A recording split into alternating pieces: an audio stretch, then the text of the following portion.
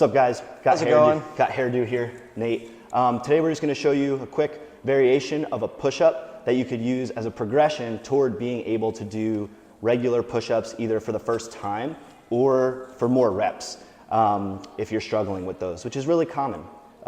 It's really common. So this one's called a hand release push-up, and I learned this one actually from one of my young guys, Silas, who comes in here and trains, and he's always got great questions and great advice and great jokes. But he showed us this hand release push-up, and I've been using it ever since. And so first thing is a good push-up position. I'm gonna have Nate first get down. We're gonna go this way, Nate. So you're gonna go ahead and get into a push-up position, and I'll be quick so I'm not getting you too tired.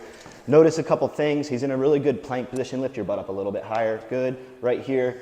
His wrists are stacked under his shoulders, right? They're not all the way out here. He doesn't have his butt up. He's not doing that weird push-up thing. He's also not sagging his hips where his hips touch the ground first. Okay, you can relax for a second, Nate. Okay, just give him a break. So that's gonna be your push-up position, all right? It is okay if you're not perfect, if you're a little wider, if you're back, it matters, but it's all right if you're within a degree, you know, a few degrees of similarity with how he's positioned. But main thing is, stacked over the shoulders, your body's in a flat, kind of planked push-up position. Now, the hand release aspect of this, two major components to it. One is when you lower yourself down, you're gonna go super slow. You're gonna wanna go for at least 3 to 5 seconds where you're lowering yourself down. I say 3 to 5 seconds because it's usually helpful if you count to 5 in your mind, because when you're straining, it's kind of common for their speed in which they're counting seconds to go a lot faster. So if you count to 5, you're probably gonna be somewhere around 3 seconds. Not everyone, some of you might be able to grind through it. So you're gonna lower yourself down. Once you get down to the ground, you're gonna lift your hands off of the ground and your chest and your whole body is gonna be resting.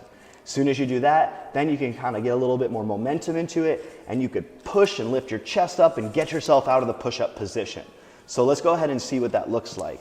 So once again, in a good push-up position, and you're gonna lower yourself down, 3, 2, 1, let go, and then he's gonna push himself back up. Excellent, and then he'd just go into another rep. So go ahead and up. Okay, and then rest for a second. Hang tight down there. You don't have to do a push-up or anything, but if you can't get yourself up, a couple of variations you could do. You can lean against something, okay? If you don't have something to lean against, a wall, a bench, a chair, a bar, something that's stable, okay?